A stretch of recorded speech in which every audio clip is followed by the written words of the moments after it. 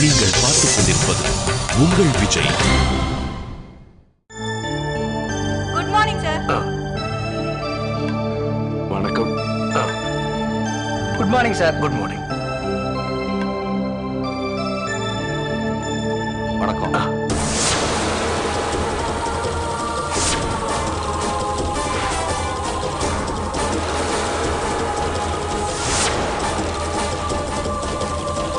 Sir வணக்கம். வணக்கம். Sir எப்போ ரிட்டர்ன்?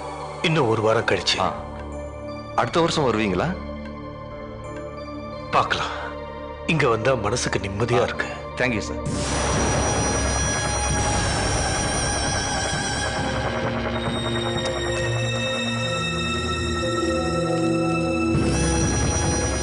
வணக்கம் சார். வணக்கம். இப்பெல்லாம் உங்க புது புக்கை பார்க்க முடியறதில்ல. எழுதுறத நிறுத்திட்டீங்களா சார்? அப்படிலாம் இல்ல, நல்ல சப்ஜெக்டா அமையல.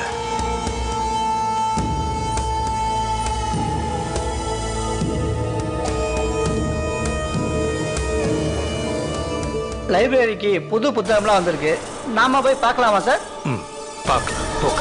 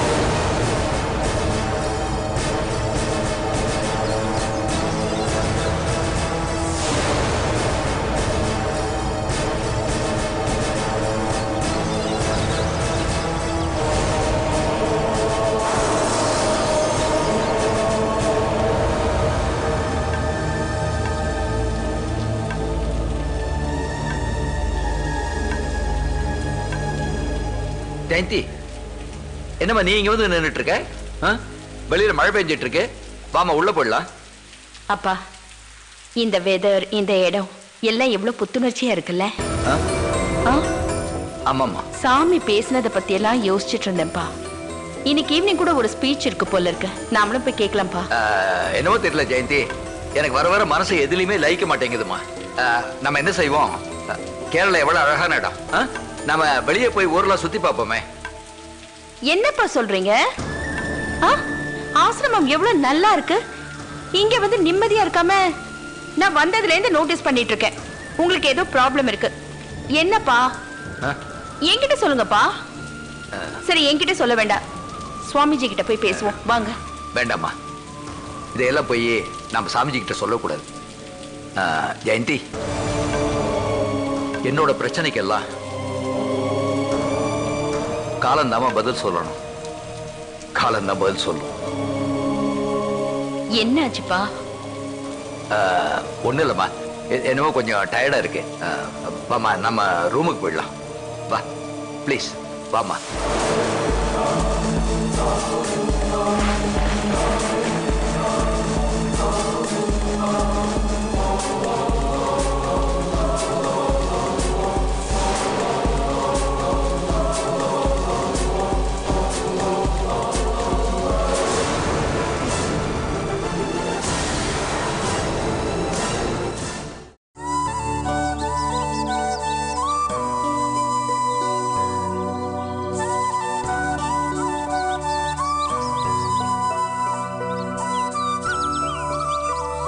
நீங்கள் உங்களை பற்றி எப்பொழுதாவது சிந்தித்ததுண்டா?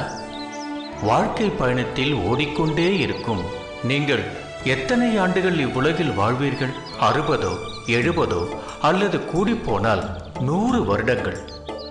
ஒரு அரசு பணியாளர் சேவை காலம் முடிந்ததும் ஓய்வு பெறுவது போன்றதான். அப்படியானால் இப்போ உங்களுக்கு கிடைத்திருக்கும் இந்த அரிய மனித பிறவிக்கு ஒரு அர்த்தமே இல்லையா? இருக்குமானால் அந்த அர்த்தத்தை தெளிவாக தெரிந்து கொள்ள உதவும் ஆத்ம ஞானம் யாரிடம் கிடைக்கும்? இன்று நிறைய பேர் குடும்ப வாழ்க்கையில் ஸ்ருதிபேதம் மாறிப்போய் தப்பு தாளங்களால் பாதிக்கப்பட்டு வாழ்க்கையை முன்னுக்கு கொண்டு வர முடியாத தம்பதிகளாக வாழ்ந்து கொண்டிருக்கிறார்கள். பழைய காலத்து குடும்ப பெண்களை எடுத்துக்கலாம். பின்தூங்கி முன்னெழுவாள் பத்தினி என்று ஒரு பழமொழி உண்டு.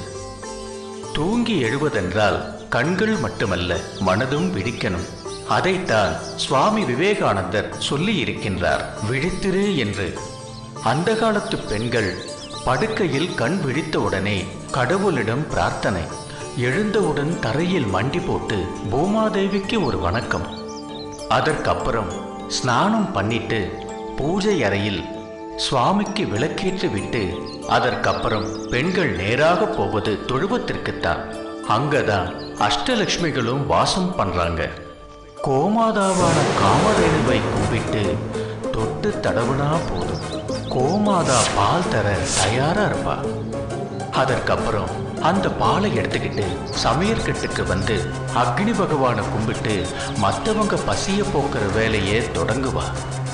ஸ்ரீ கிருஷ்ண பரமாத்மாவோ புத்தரோ இயேசுவோ நபிகள் நாயகமோ 18 சித்தர்களோ திருவள்ளுவரோ யாவரேனும் சாதி மதம் பற்றி கூறியிருக்கிறார்களா? இந்த மகான்களின் பெயரால் சாதி மத வேறுபாடுகளை கற்பித்து அவர்களை குறுகிய வட்டத்திற்குள் அடைத்து வைத்திருப்பவர்கள் சுயநலம் பேணுபவர்கள் தானே. இந்த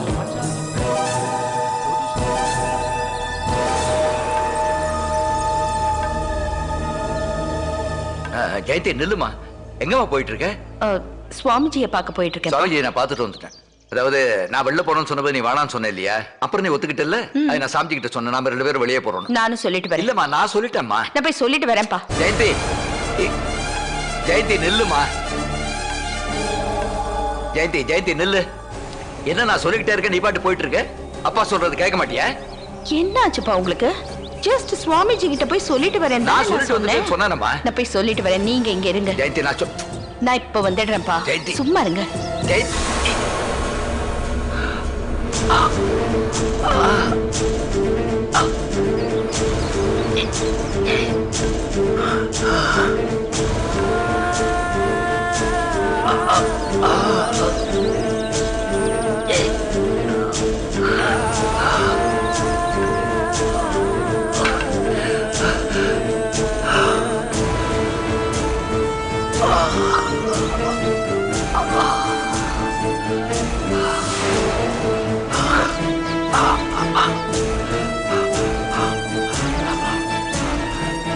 ஜெயந்தி,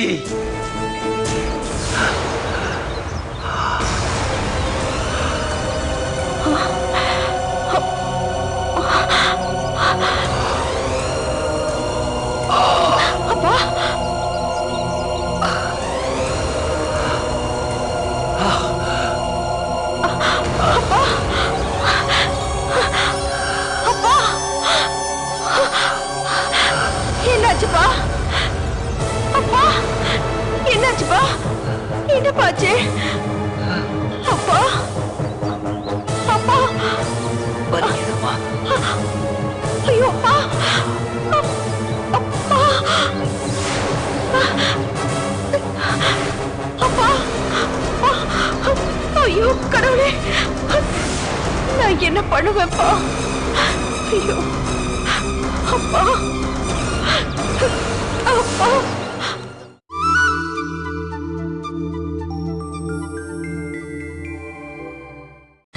நீங்கள் பார்த்துக் கொண்டிருப்பது உங்கள் விஜய்.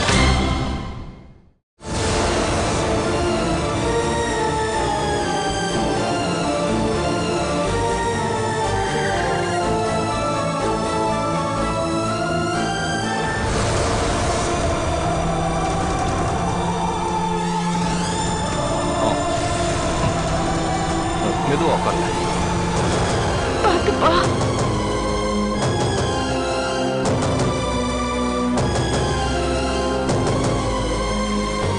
ஹாஸ்பிட்டல் ரொம்ப தூரங்களா? பக்கத்துல தான் இருக்கு, சீக்கிரம் போயிடலாம். அப்ப ஒண்ணும் இல்லப்பா. அப்பா அப்பா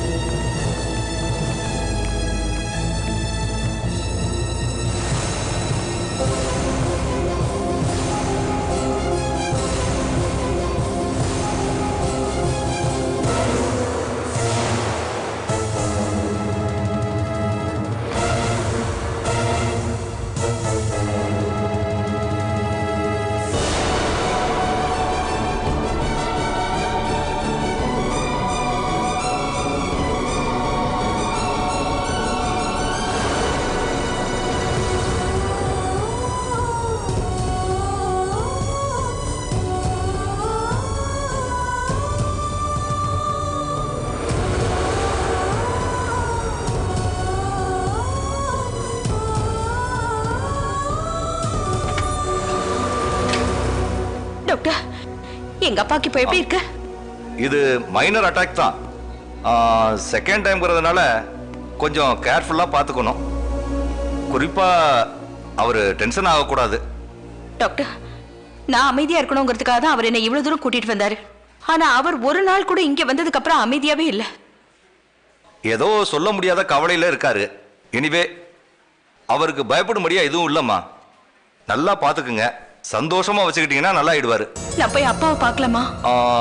இப்ப வேண்டாமா, மயக்கத்துல இருக்காரு. 1 hour கழிச்சு அடுத்த ரூமுக்கு மாத்திடுவோம். அப்ப நீங்க போய் பார்க்கலாம். Thank you doctor. ஓகே.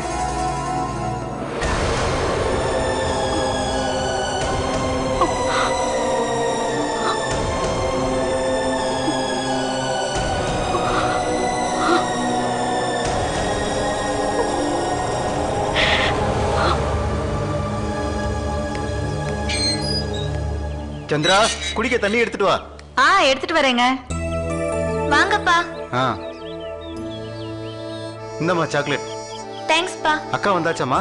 இன்னும் வரலப்பா. இந்தாங்க. இந்தா. ஏங்க, வேற விஷயமா யாரையோ பார்க்க போயிருந்தீங்களே, போன விஷயம் என்னாச்சு? பார்க்கலாம்னு சொல்லியிருக்காங்க, பாப்போம். என்னங்க இப்படி நம்பிக்கை இல்லாம பேசுறீங்க? எனக்கு நம்பிக்கை இருக்கு சந்திரா. ஆனா எனக்கு வேலை கொடுக்குறவங்களுக்கு என் மேல் நம்பிக்கை வரணும்ல. ஏன்னா எனக்கு வேலை தேடுற வயசு இல்லையே. வேலை விஷயத்துல நிறைய யூத்துங்களோட என்னால போட்டி போட முடியல. யூத்துங்களுக்கு தானே முதல் ப்ரிஃபரன்ஸ். அப்படி இல்லப்பா, எக்ஸ்பீரியன்ஸான ஆளுங்களுக்கு தான் ஃபர்ஸ்ட் ப்ரிஃபரன்ஸ்.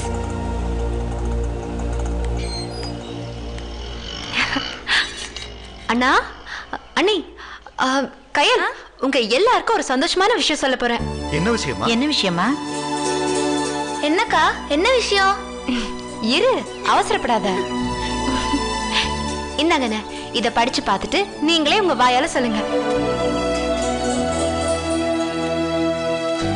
என்னக்கா, என்ன விஷயம்? பொறு கயல்.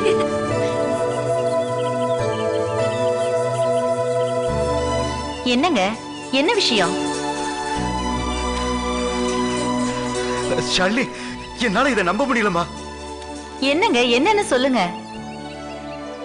எனக்கு வேலைக்கான அப்பாயின்மெண்ட் சந்திரா. நிஜமா வாங்க, உங்களுக்கு வேலை கிடைச்சிருச்சா? ஆமா சந்திரா, அதே கம்பெனில முதல்ல இருந்த போஸ்டிங்கை விட ப்ரமோஷன் கொடுத்து மேனேஜர் ஆக்கியிருக்காங்க. சம்பளம் கூட 45,000 ரூபாய்.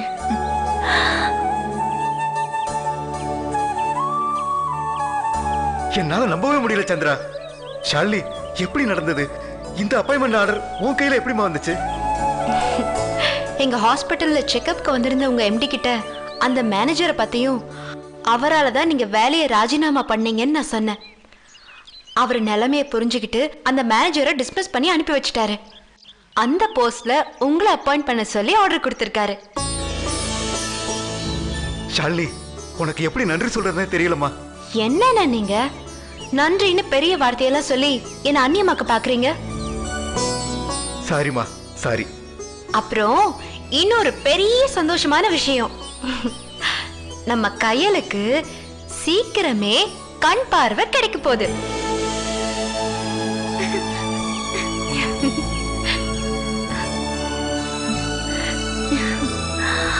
என்ன சொல்ற ஷாலினி? ஆமா நீ, அதிர்ஷ்டம் வரும்போது எல்லாம் ஒன்னா சேர்ந்து வரும்னு சொல்லுவாங்கல்ல, அதே மாதிரிதான். இன்னைக்கு world famous eye specialist doctor Varma எங்க ஹாஸ்பிட்டல்ல விசிட் பண்ண வந்தாரு. நான் அவர்கிட்ட நம்ம கையலோட ரிப்போர்ட்ஸ் எல்லாத்தையும் காட்டினேன். ரிப்போர்ட்டை பார்த்த அவரு ஆபரேஷன் பண்ணா கையலுக்கு கண்டிப்பா பார்வை கிடைக்கும்னு சொன்னாரு. எவ்வளவு செலவானாலும் பரவாயில்லமா, நம்ம அந்த ஆபரேஷனை பண்ணிடுவோம். நீ டாக்டர்கிட்ட பேசி சீக்கிரமா அப்பாயின்மெண்ட் ஃபிக்ஸ் பண்ணு. அண்ணே, ஆபரேஷனுக்கு நாம ₹1 கூட செலவு பண்ண வேண்டாம். அவரோட ட்ரஸ்ட் மூலமாவே ஆபரேஷனை பண்ணி தரதா சொல்லியிருக்காரு. என்ன கையல், உனக்கு சந்தோஷம் தானே? டாக்டர் இன்னைக்கு ஃபாரின் போறாரு, வரதுக்கு 1 மாசம் ஆகும். அவர் வந்த உடனே முதல்ல உனக்கு தான் ஆபரேஷன். நீயும் எங்களை மாதிரி எல்லாரையும் பார்க்கலாம். ஷாலினி, தேங்க்ஸ்க்கா. நீ திக்கு தெரியாம அனாதையா இங்க வரலாமா? கடவுளா பார்த்து தான் உன்னை இங்க அனுப்பி வச்சிருக்காரு. நீ இங்க வந்ததுக்கு அப்புறம் தான் எனக்கு நல்ல வேலை கிடைச்சிருக்கு. கையிலுக்கு பார்வை கிடைக்க போகுது. எங்களை பொறுத்த வரைக்கும் எங்க கஷ்டத்தை எல்லாம் தீர்க்க வந்த கடவுள் மணி. அண்ணா, என்னண்ணா இது? சந்தோஷமான நேரத்துல இப்படி கண் கலங்கிக்கிட்டு இங்க பாருங்க, இந்த சந்தோஷத்தை நம்ம எல்லாரும் சேர்ந்து ஒன்னா கொண்டாடலாம். எல்லாருக்கும் என்ன ஸ்வீட்ஸ் வேணும்? கையல், உனக்கு என்ன ஸ்வீட் வேணும் சொல்லு. எனக்கு கேரட் அல்வா வேணும். அவ்வளவுதானே? உடனே ரெடி பண்ணிடலாம். என்னங்க வாங்க. வா கையல். அக்கா, என்ன கையல்? எனக்கு பார்வை வந்த உடனே நான் முதல்ல உங்களை தான் பார்க்கணும்.